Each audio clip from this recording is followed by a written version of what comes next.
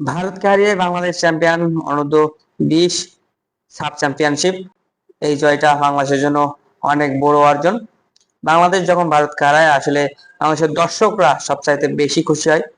আর আমি মনে করি বাংলাদেশের যারা ফুটবল ভক্ত তারা পৃথিবীর শ্রেষ্ঠ ভক্ত, কারণ তারা জানে কিভাবে দলকে সাপোর্ট করতে হয়, কিভাবে দলকে উজ্জীবিত করতে হয়।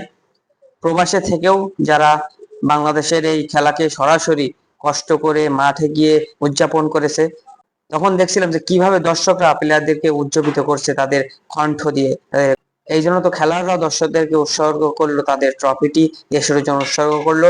রোনান সুলেমান ও ডেকলেন সুলেমান দুই ভাইয়ের জন্য যেভাবে প্রতিবাদ করেছে, বাংলাদেশের আসলে কোচিং প্যানেলে যারা থাকে তারা কি বোঝে তা জানি না, কিন্তু বাংলাদেশের দর্শকেরা মনে প্রাণে চায় বাংলাদেশ জিতুক, এটাই তারা বোঝে।